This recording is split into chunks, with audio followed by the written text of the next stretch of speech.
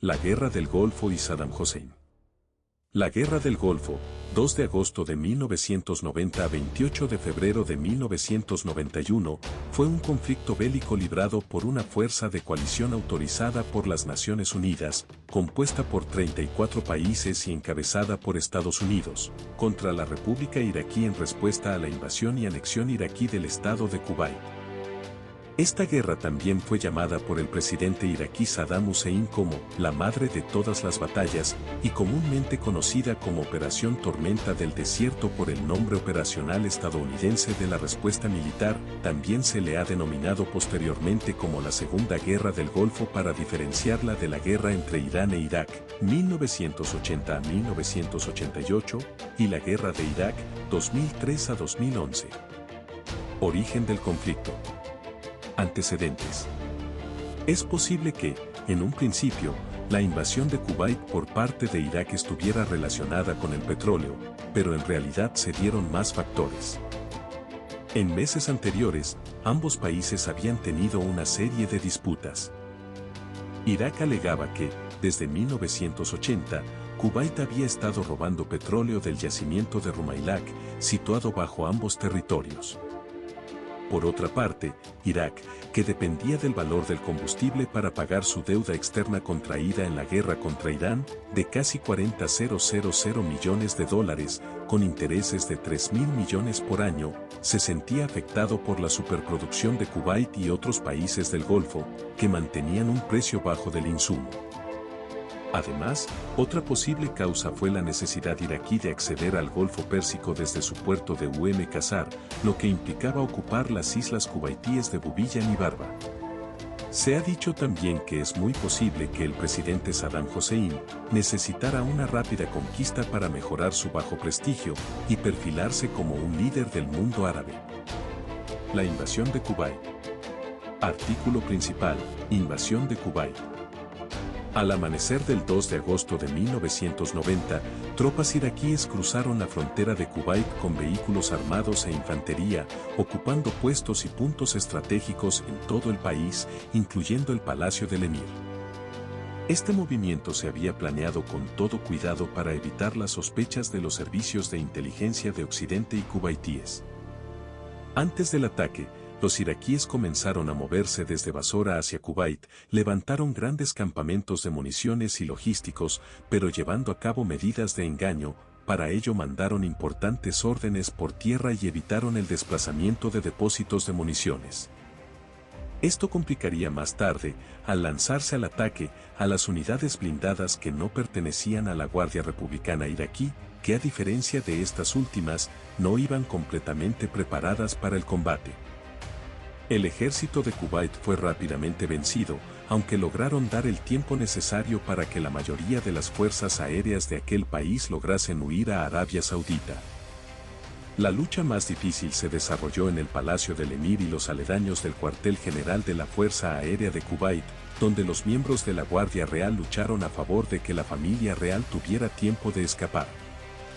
El más joven de los hermanastros de la familia Yabir, el jeque Seikfat, militar de carrera y quien comandaba la guardia, entrenada por miembros del SAS británico, estuvo en el grupo de aquellos que murieron.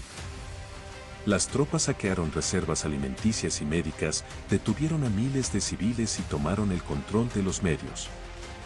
Una vez consolidada la victoria, comenzaron a llegar a Kuwait City, los temidos Mukhabarat, la policía secreta iraquí. Irak detuvo a miles de turistas occidentales como rehenes para después intentar usarlos como escudo para las negociaciones. Después de que un breve gobierno títere encabezado por Saddam Hussein fuese instalado, Irak anexó Kuwait. Hussein instaló entonces un nuevo gobernador provincial, describiendo lo acaecido como la liberación del pueblo de las manos del emir. Esto fue usado principalmente como propaganda de guerra. Aún así, la victoria no fue completa para Saddam.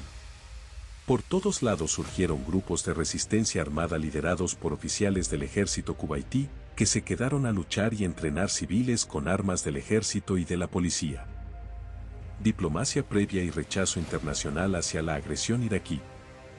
Apenas se tuvo noticia de la invasión de Kuwait, el Consejo de Seguridad de las Naciones Unidas condenó este acto a través de una serie de resoluciones, de la misma forma que lo hizo la Liga Árabe. Los dictámenes fueron: Resolución número 660, que condenó el ataque e invasión iraquí. Luego siguieron varias más, entre las que se contaban las resoluciones N. Grado 661 del 6 de agosto de 1990, que imponía sanciones económicas. La número 665 del 25 de agosto, acerca del embargo marítimo, la número 670 del 25 de septiembre acerca del bloqueo aéreo, y finalmente, la que autorizaba el empleo de la fuerza o resolución número 678 del 29 de noviembre. Esta última exigió a Irak que saliera de Kuwait antes del 15 de enero de 1991. Si se incumplía el plazo y no había respuesta favorable, todos los países participantes podrían poner en práctica la resolución número 660 y atacar a Irak. Mientras los Estados Unidos y el Reino Unido se preparaban para el conflicto, se alentó a los demás países a poner a punto sus fuerzas que serían enviadas al Golfo como parte de la coalición, teniendo en mente que la derrota de Irak nunca fue tomada como algo trivial. Esta nación árabe era considerada en 1991 como la cuarta potencia militar del mundo, ya que contaba con una gran proporción de su población alistada en el ejército, y que además estaba equipada con algunos de los equipos más modernos de Francia y la Unión Soviética, por lo que se afirmaba que en alguna eventualidad, Irak podría haber dominado con cierta facilidad a la mayoría de sus vecinos. En este marco, la Operación Escudo del Desierto fue a la vez una medida preventiva contra un ataque a Arabia Saudí y un seguro que le demostraba a los saudíes y Kuwait que Occidente no los dejaría solos. El conflicto armado.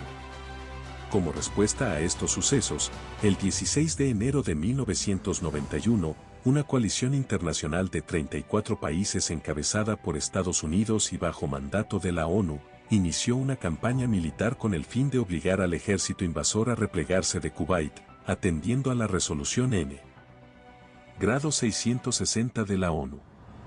Los países integrantes de la coalición eran Argentina, Nota 1, Arabia Saudita, Australia, Bangladesh, Bélgica, Canadá, Checoslovaquia, Corea del Sur, Dinamarca, Egipto, Emiratos Árabes Unidos, España, Estados Unidos, Francia, Grecia, Hungría, Italia, Kuwait, Marruecos, Países Bajos, Níger, Nueva Zelanda, Noruega, Omán, Pakistán, Polonia, Portugal, Qatar, Reino Unido, Senegal y Siria. También participaron muyahidines afganos. Para la batalla, la coalición había logrado reunir un ejército de 959.600 hombres, 2.000 carros de combate y una flota de 100 barcos de guerra, entre los que había 6 portaaviones, además de un impresionante despliegue aéreo de al menos 1.800 aviones. Cabe destacar que el contingente estadounidense era por mucho el más numeroso, con 415.000 soldados. Se trataba del primer despliegue de la Armada de los Estados Unidos desde el fin de la Guerra Fría.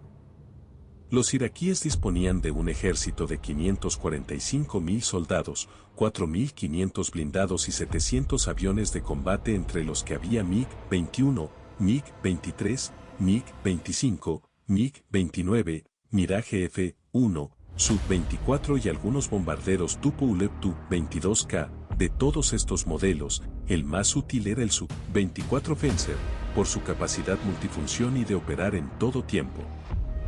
También contaban con un buen número de misiles Scud-B de alcance medio y algunas plataformas móviles con las cuales era posible dispararlos desde cualquier zona en Irak.